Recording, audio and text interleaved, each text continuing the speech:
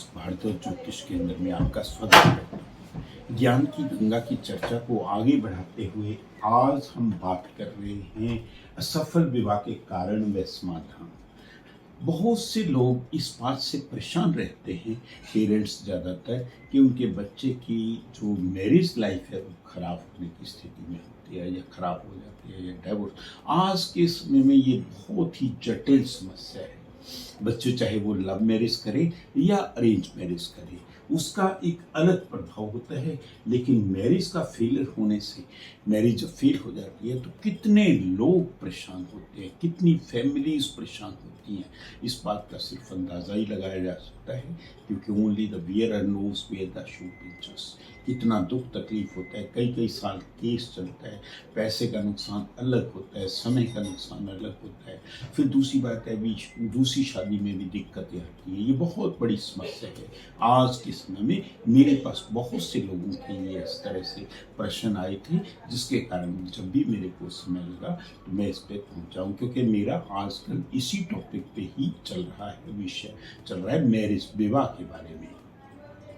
तो आज हम बात कर रहे हैं असफल विवाह के कारण एंड समाधान। समाधान भी मैं आपको बताऊंगा, कारण भी बताऊंगा। यहाँ पे मैंने एक मेष लगन की कुंडली बताई है।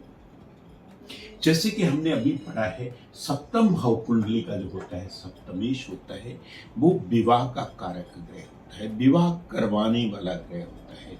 जैसे हमने विवाह का योग के बारे में अभी पढ़ा है, तो उसके बारे में सप्तमेश जो है विवाह का कारक।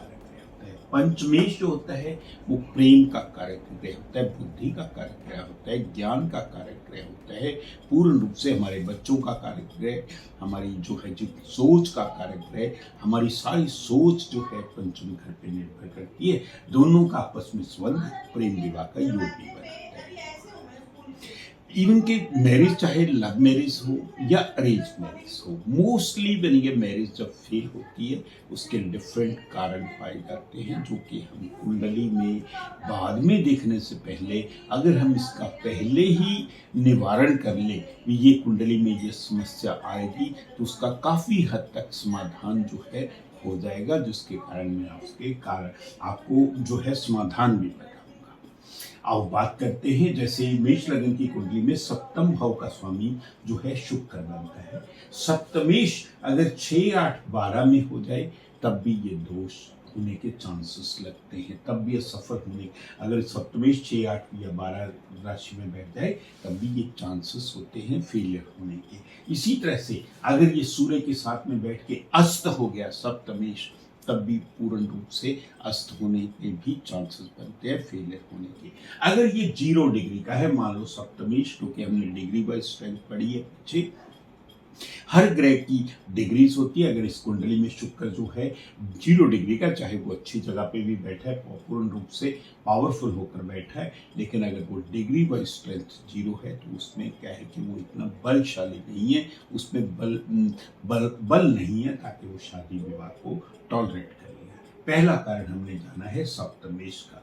दूसरा कारण हमने जाता है, जैसे सपोज करो कई बार ऐसा होता है, जैसे शुक्र है या इस कुंडली में शुक्र है, किसी कुंडली में कुछ भी हो सकता है, किसी कुंडली में कोई और ग्रह भी हो सकता है। जैसे मान लो कर्क लगन की कुंडली है, यहाँ पे पूर्ण रूप से शनि आ जाएगा।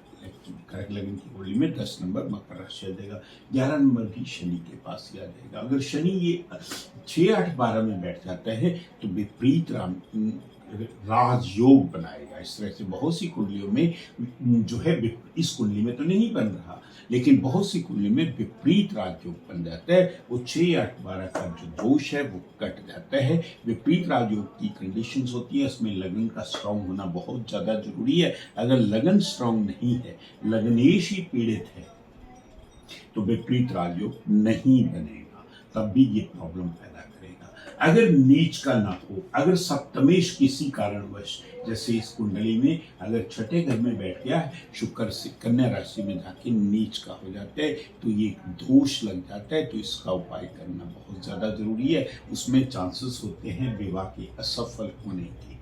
इसी तरह से सप्तमेश अगर पीड़ित है, पीड़ित का मतलब क्या है कि अगर राहु या केतु से पीड़ित हो जाता है, जैसे शुक्र के साथ में यहाँ पे राहु बैठ गया है, या केतु बैठ गया है, कोई भी ग्रह बैठ गया, तो पीड़ित होने से भी ये योग जो है उजागर हो जाता है, जिसमें क्या है कि असफलता के चांसेस बढ़ जाते हैं। उसका हमें पूर्ण रूप से समाधान चाहिए।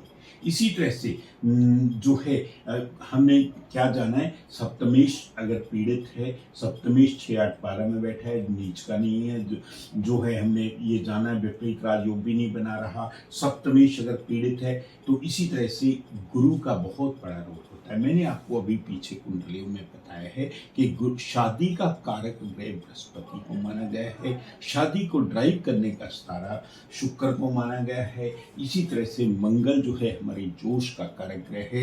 जब भी हम कुंडली मिलान करते हैं तो मंगल की स्थिति जरूर देखते हैं कि जातक मंगलिक तो नहीं है, किसी कारणवश मंगल जो है नेगेटिव तो नहीं असर डाल रहा। मान लो इसी कुंडली में जो है यहाँ पे मंगल नीच का होकर बैठ गया है, तो मंगल लग्नेश है, नीच का होकर बैठना पूर्ण रूप से ये गड़बड़ करेगा, क्योंकि इसकी नीच दृष्टि पड़ेगी सप्तम भाव पे, चाहे वो केंद्र का स्वामी है लेकिन नीच का होने। इसी तरह से लग्नेश अगर 12वें घर में बैठ गया तो ये मंगल दोष भी लग गया। इसी तरह से गुरु की स्थिति, गुरु अगर नीच का हो जाता है, कर्म भाव में बैठ गया, तो नीच का ये गुरु बहुत ज्यादा प्रॉब्लम्स क्रिएट करेगा, चाहे ये भागेश है, क्योंकि गुरु शादी ही का कारक ग्रह है, शादी ही नहीं होने देगा। तो लड़की की कुंडली में तो और ज्यादा इंपॉर्टेंस है इसकी। हमारे वेदों में लड़की की कुंडली में बृहस्पति का बहुत बड़ा रोल बताया गया है।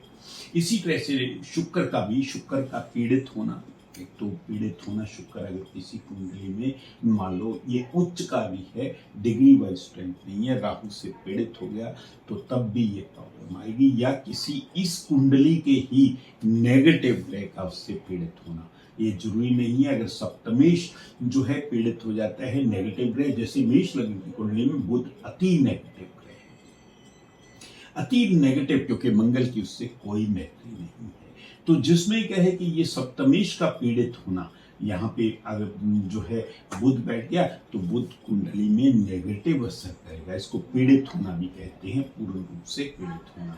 चाहे वो शुक्र उच्च का होकर अगर बुध के साथ में बैठ गया तो बुध शुक्र को पीड़ित कर देगा, तो उसकी बलाबल देखना पड़ेगा, उसका समाधान ढूंढना पड़ेगा। इसी तरह से हमने ये जाना कि ये 5-7 चीजें हैं जो कि सप्तमेश है। जब हम लव मैरिज की कुंडली में देखते हैं, प्रेम विवाह की कुंडली देखते हैं, प्रेम विवाह तो पंचम भाव करवाता है, तो उसमें यही सब दोष जो सप्तमेश में देखे गए हैं तो पंचम भाव में भी देखे जाएंगे। ये पंचम भाव 6, 8 में 12 में तो नहीं बैठ गया है।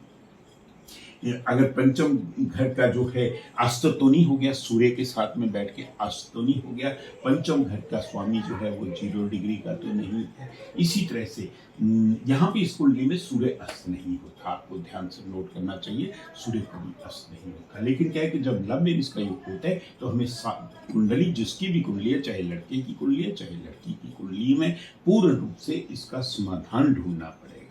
अब हम बात करते हैं, ये कुंडली में हमने ये जाना, अब समाधान की बात करते हैं। समाधान क्या हो सकता है? सबसे पहला समाधान होता है, हमारे शास्त्रों में बताया गया है, जैसे कुंभ विवाह, इसको बहुत से नामों से जाना गया है। कोई घट विवाह कहता है, कोई विष्णु विवाह कहता है, कोई पिपल से, बेरी से और चीजों से विवाह करवाया जाता है। इसी तरह से ये एक प्रचलन है कि विवाह से पहले जातक का जिस कुंडली में भी दोष हो तो उसका एक विवाह किया जाता है। वो चाहे पेड़ों से, मैं एग्री नहीं हूँ पेड़ से करने में, क्या है कि कुंभ की स्थापना करते हैं हम हवन के समय में, तो कुंभ विवाह को बढ़िया माना गया है। कुंभ विवाह एक तरह का इसका विकल्प हो सकता है, हम कुंडली को तो चेंज नहीं कर सकते। इसी तरह से अगर सप्तमेश शुक्र नीच का होकर बैठा है तो उसका कुंभ विवाह बहुत ज्यादा जरूरी है। अगर सपोज करो अस्त हो गया सूर्य के साथ में, क्योंकि ज्यादातर बनेंगे कई बार सूर्य जो है नजदीक में आ जाए या पास में बैठा हो, तो वो सूर्य जो है पूर्ण रूप से यहाँ पे अगर बैठ गया है तो वो शुक्र को अस्त कर देगा। अब जब भी, चाहे वैसे तो हम जब भी नग पहनाते हैं तो नग क्या है कि हम उस योग कारक ग्रहों के ही नग पहनाते हैं, योग कारक ग्रहों के ही हम नग पहनाते हैं। लेकिन किसी कारणवश अस्त को उदय करने के लिए हमें वैसे नगों को भी, क्योंकि उदय करने का एक ही साधन होता है कि उसका रतन धारण करें। अगर कोई योग कारक ग्रह है, मान लो सूर्य तो अस्त नहीं होता, बृहस्पति है, यहाँ पे सूर्य के साथ में बैठ के मान लो बृहस्पति जो है अस्त हो गया है, तो उदय होना बहुत ज़्यादा जरूरी है। तब भी पूर्ण रूप से, चाहे वो 12वें घर में बैठा है, 12वें घर में हमने कई बार, जैसे सपोज करो बृहस्पति यहाँ पे बैठा है, अपने ही राशि में बैठा है, विपरीत राजयोग भी बना सकता है, लेकिन इसका पूर्ण रूप से अगर ये अस्त हो गया है, अस्त होना, तो उसके साथ में हम उसका तन धारण करवाएं ताकि उसको उदय हो जाए। ये भी एक जैसे समाधान है। तीसरा जो है, जातक की उस ग्रह की, पर्टिकुलर ग्रह की, जिस ग्रह के कारण प्रॉब्लम आ रही है, मान लो ये मेष लगन की कुंडली है, जो भी लगन की कुंडली है, ये लगन कुंडली से ही जाना जाएगा कि सप्तमेश या पंचमेश कहीं ना कहीं ये गड़बड़ तो नहीं कर रहे, तो उन ग्रहों की पूजा अर्चना की जा सकती है, उन ग्रहों का उपाय किया जा सकता है, उन ग्रहों का दान पुण्य किया जा सकता है, उन ग्रहों के व्रत भी रखे जा सकते हैं जातक या जातिका को उन चीज़ों का ध्यान रखने के लिए, क्योंकि सबसे बड़ी पूजा करने से, उसके प्रति फास्ट रखने से ये एक विकल्प होता है कि इन सब चीज़ों के बावजूद हम उस ग्रह की दान पुण्य भी कर सकते हैं, उसकी पूजा भी कर सकते हैं, ताकि वो हमारे पूर्ण रूप से हमारे जीवन में उतना ज़्यादा बुरा असर ना डाले जितना वो डाल सकता है। तो इस तरह से हमने क्या जाना है कि विवाह चाहे लव मैरिज हो, चाहे वो अरेंज मैरिज हो, उसके असफल होने के चांसेस जो भी हैं ऑलमोस्ट सेम ही रहेंगे। चाहे वो पंचमेश उसमें पीड़ित हो लव मैरिज में, तब ये यही चीज़ों से पीड़ित हो, इन्हीं तरह से नीच का हो, तब भी ये मैरिज सक्सेस होने के चांसेस पर, प्रेम तो करवा देगा, लव तो करवा देगा, मैरिज भी करवा देगा, लेकिन उसका सक्सेस जो है बहुत बड़े रोल है, बहुत ही बड़ा रोल है। गुरु शुक्र और मंगल का बहुत बड़ा रोल है। ये भी हमें पूर्ण रूप से स्टडी करनी है कि उन कुंडली में उन ग्रहों की स्थिति क्या है, चाहे वो सप्तमेश कोई भी हो, पंचमेश कोई भी हो, लेकिन उसके बावजूद भी गुरु शुक्र, क्योंकि गुरु को हम विवाह का कारक ग्रह मानते हैं, खास करके औरतों की कुंडली में, कन्याओं की कुंडली में, और दूसरा जो है शुक्र जो है जेंट्स की कुंडली में, लड़कों की कुंडली में पूर्ण रूप से शुक्र का बहुत बड़ा रोल होता है। इसी तरह से मंगलिक दोष भी पूर्ण रूप से कैसे लग रहा है, कैसे कट रहा है कि नहीं, उसका भी पूर्ण रूप से आपने ध्यान रखना है। ये मंगलिक जातक जो है उसकी जो है वो दोष कट रहा है कि नहीं, या कई बार ऐसा होता है कि मंगलिक दोष एक में होता है, दूसरे में नहीं होता। वो उसका डिग्री वाइज बला बल देखना भी बहुत जरूरी है कि वो कितना ज़्यादा पावरफुल है या नेगेटिव है। अगर मंगल नीच का है, 0 डिग्री का, 2 डिग्री का, तो वो नेगेटिव असर नहीं करेगा किसी कारणवश। तो इसी तरह से हमने ये चीज़ों को जाना है। आगे आने वाली वीडियोस, जिन लोगों ने अभी तक मेरा चैनल सब्सक्राइब नहीं किया, they are requested to subscribe my channel, क्योंकि आने वाले टाइम में हम और वीडियोस इस तरह की जानेंगे कि जैसे सपोज करो, एक आज के टाइम का बहुत बड़ा इशू ये भी है चाइल्ड इशू या चाइल्ड प्रॉब्लम, बच्चे की प्रॉब्लम, क्योंकि हर माँ बाप जो भी अपने बच्चों की शादी करता है उसको ये आस होती है कि हमारे बच्चों के बच्चे कब होंगे। ज़्यादातर कुंडलियाँ हमारे पास ऐसी ही आती हैं, मेरे बेटे की शादी हुई इतने साल हो गए, उसके बच्चा नहीं हुआ, या मेरी बेटी की शादी, उनका बच्चा कब होगा, कैसे होगा, हमारे होते हुए भी हो जाएगा कि नहीं होगा। ये सबसे बड़ी जटिल समस्या है, जिस पे आने वाली वीडियोस इस तरह की भी बनेंगी। तो बच्चा कैसे होता है और किस तरह से बच्चे का योग बनता है, तो वो भी पूर्ण रूप से हमें उसके बारे में भी कुंडली में जानना है। God bless you all.